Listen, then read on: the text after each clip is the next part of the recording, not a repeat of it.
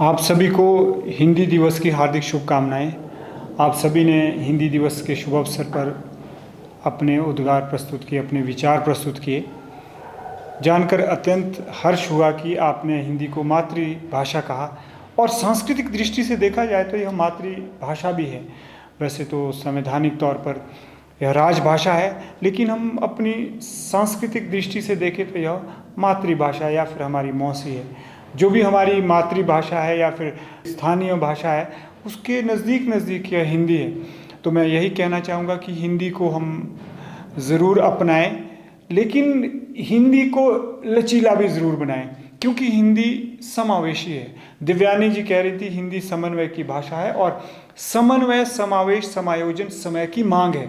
जिस प्रकार से आपने देखा कि हमारे समाज में हम अनेक प्रकार की संस्थानों, पहचान, प्रकार, आकार के लिए मुखरित हो रहे हैं।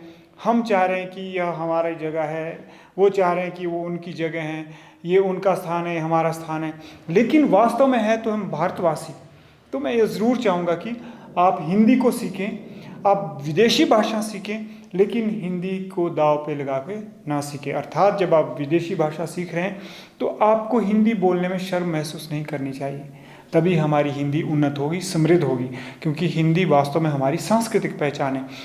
हमारी संस्कृति कहती है अतिथि देवो भव। जो अंग्रेजी भाषा है वह अतिथि के समान हमारे घर आई है, तो हमारा जिम्मा बनता है कि हम उसे सीखें, अर्थात उसकी सेवा करें, सत्कार करें, आदर करें, उसका तिरस्कार उसका भी ना करें। लेकिन साथ ही साथ हमने यह ध्यान भी रखना है साथियों कि अपनी जो मातृ, अपनी माँ है, उसकी सुरक्षा का भी पूरा ध्यान, जिम्मा हमें रखना है। तभी हम हिंदी को आगे ले जा सकेंगे। किसी विदेशी भाषा से नफरत करें और हिंदी को आगे ले जाएं, ऐसा आप कदाचित ना करें। जैसा हम बात कर ही रहे थे, बड़े बड़े मंचों पर हमने देखा है कि हम हिंदी भाषी लोग क्या करते हैं, लोगों की मजाक करते हैं, जनता की मजाक करते हैं कि यह बड़ा भयावह है कि लोग अब बोलने लगे कि नोजू साफ कर बेटा, हैंडू साफ कर, और फिर हम कहते हैं कि नोजू हैंडू बोल के हमारी भाषा विकृत हो रही है। साथियों, मुझे तो नहीं लगता कि अगर हम अपनी व्यवहारिकता में अंग्रेजी के कुछ शब्द ला रहे हैं और अपने प्रकार से बोल रहे हैं, तो मुझे नहीं लगता उसमें कोई हानि है। हानि कब है? हानि तब है जब हम हिंदी की उपेक्षा करते हैं और हिंदी बोलने से गुरेज करते हैं, तो हानि होती है।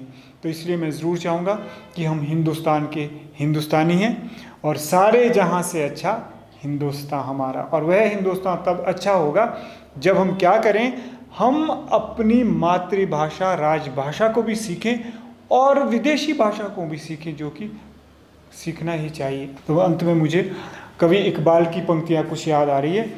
सारे जहां से अच्छा हिंदुस्तान हमारा, हमारा सारे जहां से अच्छा, हम बुलबुले हैं इसकी, ये गुलसिता हमारा, हमारा सारे जहां से अच्छा। आगे की जो पंक्तियां मुझे याद आ रही है, मैं कोशिश करता हूँ। वो क्या कहते हैं इकबाल? वो कहते हैं, यूनानो मिस्रो रोमा सब मिट गए जहां से, अब तक मगर बाकी नामो निशां है हमारा। कुछ तो बात है हम में जो हस्ती मिटती नहीं मिटाए, सदियों रहा है दुश्मन दौरे जहां हमारा।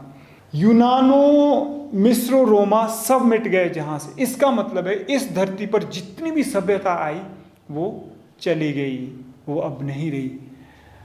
अब तक मगर नामो निशां बाकी है हमारा, अभी तक हम तो हैं, हिंदुस्तानी सभ्यता हमारी अभी तक है। कुछ तो बात है जो हस्ती मिटती नहीं हमारी, सदियों रहा है दुश्मन दौरे जहां हमारा। यानी समय हमारे खिलाफ ही रहा है, काल चक्र, दौरे जहां होता है काल चक्र, समय हमारे खिलाफ ही रहा है, लेकिन फिर भी हमारी हस्ती नहीं मिट रही। क्यों नहीं मिट रही है? क्योंकि हम बहुत समावेशी रहे हैं, हम बहुत समायोजन के लोग रहे हैं, हम समन्वय के लोग रहे हैं। हम अपनी हस्ती का ध्यान भी रखते हैं और दूसरों की बस्ती को भी नहीं उजाड़ते हैं। ऐसा ही तो है, हमने कभी भी किसी देश पर आक्रमण नहीं किया है। तो समय की मांग यही है कि हिंदी हमारे विरासत है, हमारी हस्ती है, हमारा अस्तित्व है, हमें इसे भी बचाना है और दूसरों की भाषा का, दूसरों की चीज़ों का भी सम्मान करना है।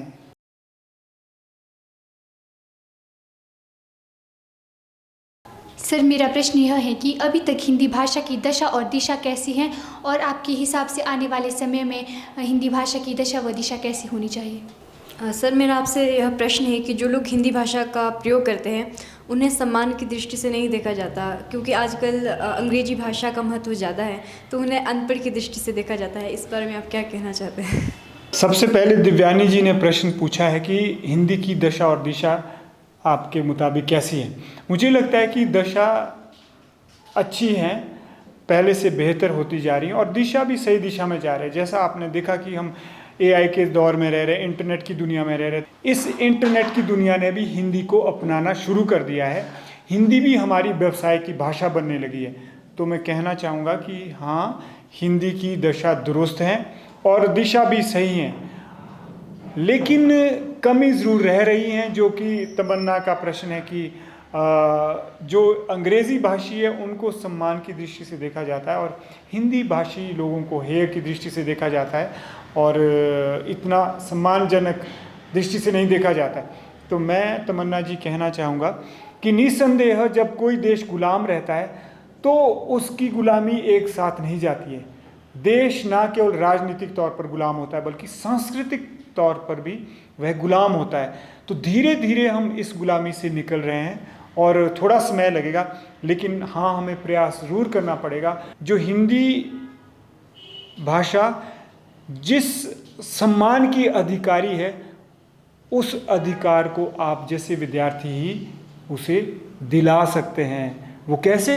क्योंकि आप विदेशी भाषा भी सीख रहे हैं और जब आपको हिंदी में बोलना होता है तो आप हिंदी में बोलने में स्वयं को सम्मानजनक महसूस करते हैं, अर्थात आप हिंदी भी बोल लेते हैं और अंग्रेज़ी भी बोल लेते हैं। सर, जैसे अभी आपने बोला कि जो हिंदी है वो अभी हमारी मातृभाषा है, राजभाषा नहीं है, तो आपको क्या लगता है कि जो हिंदी है वो हमारी ये मातृभाषा बननी चाहिए? मैं कहना चाहूँगा सृष्टि जी की हिंदी हमारी मातृभाषा है अगर हम सांस्कृतिक दृष्टि से देखें। अगर हम राजनीतिक दृष्टि से देखें तो हिंदी हमारी राजभाषा ही है। भाषा के प्रति अगर हमारा राजनीतिक दृष्टिकोण नहीं होता तो आज हिंदी राजभाषा नहीं मातृभाषा होती। अगर आप जो आंदोलन हुए हैं हिंदी को मातृभाषा बनाने के लिए, उसमें ज़्यादातर दृष्टिकोण हमारा राजनीतिक ही रहा है, सांस्कृतिक नहीं रहा है। अगर हम सांस्कृतिक दृष्टि से देखें या सांस्कृतिक तौर पर इस भाषा को आगे ले जाए तो आज भी हमारी हिंदी मातृभाषा है, भविष्य में भी यह मातृभाषा हो सकती हैं।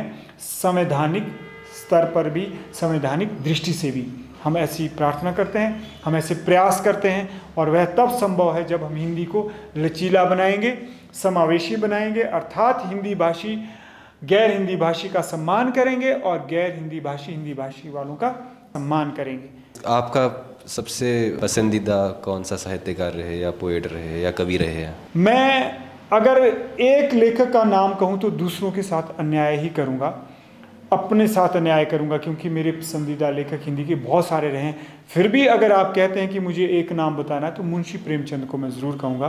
कथा सम्राट मुंशी प्रेमचंद मेरे पसंदीदा लेखकों में से एक रहे हैं। और अगर मैं कहूँ कवियों में से तो कवि में तो महादेवी वर्मा है, रामधारी सिंह दिनकर है, सूर्यकांत त्रिपाठी निराला है, और भी बहुत सारे लेखक हैं, द्विवेदी हैं, आचार्य रामचंद्र शुक्ल है, बहुत सारे नाम मैं कह सकता हूँ जो मेरे पसंदीदा लेखक हिंदी में रहे।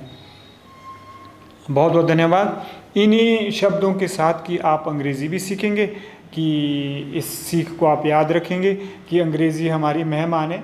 मेहमान का तिरस्कार नहीं करना है बल्कि उसका स्वीकार करना है। मेहमान की मेहमान नवाजी को स्वीकार करना है, लेकिन मनमानी को नहीं, क्योंकि मेहमान की मनमानी हमारी मातृभाषा का, राजभाषा का तिरस्कार है और हमारे लोकतंत्र के माथे पर बहुत बड़ा यह कलंक है जो मेहमान की मनमानी है। मनमानी का मतलब ये है कि हमें दोगलापन दूर करना पड़ेगा अपने आप से। यह नहीं होना चाहिए कि हम बड़े बड़े लेखक अच्छे उच्च वर्ग से, अपने अभिजात वर्ग से आ रहे हैं जनता की तो हम मजाक करते हैं कि नोजू बोल रहे हैं, हैंडू बोल रहे हैं और अपने बच्चों को अंग्रेज़ी मीडियम में पढ़ा रहे हैं। ऐसा क्यों हो रहा है, इसकी ओर हमें ध्यान देना होगा। इन्हीं शब्दों के साथ अपनी वाणी को विराम देता हूँ। बहुत बहुत धन्यवाद। एक बार फिर से आप सभी को हिंदी दिवस की हार्दिक शुभकामनाएं। जय हिंद, जय भारत, जय विश्व। नमस्कार, मैं दिव्यानी आप सभी को शिक्षा क्रांति मंच की ओर से हिंदी दिवस की हार्दिक शुभकामनाएं देती हूँ। हिंदी दिवस प्रत्येक वर्ष 14 सितंबर को मनाया जाता है। सन 1949 को संविधान सभा ने हिंदी को आधिकारिक भाषा के रूप में मनाए जाने का निर्णय लिया था और सन 1953 से हर साल हिंदी दिवस मनाया जाता है। हिंदी दिवस मनाने के पीछे अनेक कारण हैं। इसका मुख्य कारण हिंदी की महत्ता बताना है, इसीलिए हिंदी दिवस मनाया जाता है। हिंदी एक ऐसी भाषा है जो हमें विभिन्न धर्मों, वेशभूषा के लोगों के साथ जोड़ती है। यह एक समन्वय की अच्छी भाषा है, इसीलिए हमें हिंदी भाषा को महत्व देना चाहिए। हिंदी भाषा में हम लोगों से अच्छी तरह से जुड़ सकते हैं, उनके विचारों को स्वयं समझ सकते हैं तथा अपनी बातों को उन तक अच्छे से समझा सकते हैं। यह आदान प्रदान की एक अच्छी भाषा है, इसीलिए भी हमें हिंदी भाषा बोलनी चाहिए। और हिंदी भाषा कहीं ना कहीं प्राचीन काल से जुड़ी हुई है, इसका बहुत महत्व है। यदि हम हिंदी दिवस के विषय में अच्छी तरह से जानेंगे तब हम इसके महत्व को पहचान सकते हैं। हमारा यह कर्तव्य होना चाहिए कि हम भले ही अगली दूसरी भाषाओं को सीखें, दूसरी भाषाओं में पढ़ाई करें या अपना कोई भी कार्य करें, लेकिन हमें हिंदी के महत्व को पहचानना चाहिए तथा इस भाषा को लुप्त नहीं होने देना चाहिए। धन्यवाद। नमस्कार सभी को, मेरा नाम पाल ठाकुर है। अगर कुछ भी मैसेज देना है, कुछ भी करना है, मतलब आप हिंदी के माध्यम से आप आसानी से कर सकते हैं, क्योंकि एक हिंदी ऐसी भाषा है जिसमें सभी को इकट्ठा करके रखती है और सभी को बोलने का मौका देती है। हिंदी दिवस प्रत्येक वर्ष 14 सितंबर को मनाया जाता है। इसकी शुरुआत संविधान सभा ने की थी और उन्होंने 14 सितंबर 1949 को हिंदी भाषा को केंद्र सरकार की आधिकारिक भाषा बनाया था, क्योंकि भारत के अधिकांश क्षेत्रों में हिंदी भाषा का उपयोग किया जाता है। हिंदी हमें हमारी संस्कृति और विरासत की रक्षा करने का प्रतीक है और यह हमें अपनी मातृभाषा के महत्व को याद दिलाती है। धन्यवाद। नमस्कार आप सभी को, मेरा नाम दिव्यांशु है और मैं शिक्षा क्रांति का एक वॉलंटियर मेंबर हूँ और आज 14 सितंबर को हम राष्ट्रीय हिंदी दिवस मना रहे हैं। तो राष्ट्रीय हिंदी दिवस जो है वो पूरे देश भर में मनाया जा रहा है आज। और हिंदी जो है एज ए लैंग्वेज हम बात करें तो इसका जन्म कहाँ से हुआ था, ये संस्कृत भाषा से निकली थी और संस्कृत अपने में ही एक बहुत ही एंशिएंट, बहुत ही प्राचीन भाषा है और काफ़ी समय से वो चलती आ रही है। हमारे कल्चर में हिंदी भाषा का बहुत ही बड़ा प्रभाव है, खास संस्कृत भाषा का, जिससे हिंदी भाषा निकली है उसका गए। नमस्कार, मेरा नाम सृष्टि है और मेरी तरफ से आप सभी को हिंदी दिवस की ढेर सारी शुभकामनाएं। जैसे कि आप सभी जानते हैं कि 14 सितंबर को हमारे संविधान की तरफ से हिंदी को राजभाषा के रूप में स्वीकार किया गया था और मैं आप सभी से यही कहना चाहती हूँ कि हिंदी को पिछड़ी हुई भाषा ना समझे। ये भी इंग्लिश और अन्य भाषाओं की तरह बहुत महत्व रखती है और जैसे कि आप सभी जानते हैं कि भारत में सबसे ज़्यादा प्रयोग होती है, तो इसे और ज़्यादा आप बढ़ावा दें और जितना हो सके उतना हिंदी में बात करें। धन्यवाद। जैसा कि सभी को विदित है, आज हिंदी दिवस मनाया जा रहा है। आज के समय में हम हिंदी को इतना महत्व नहीं दे रहे हैं, जबकि ये हमारी मातृभाषा है और मातृभाषा हमारी सोचने की भाषा होती है। और जिस भाषा में अगर हम ढंग से नहीं सोच पाते, जिस भाषा को हम ढंग से नहीं सीख पाते, तो हमारी थिंकिंग, हमारी सोचने की क्षमता विकसित नहीं होती। पहले हमें अपनी मातृभाषा का पूरा ज्ञान लेना चाहिए, उसके बाद हमें दूसरी भाषा की तरफ अपना मुख मोड़ना चाहिए। इसी के साथ मैं अपने शब्दों को विराम देता हूँ। जय हिंद, जय भारत, जय विश्व।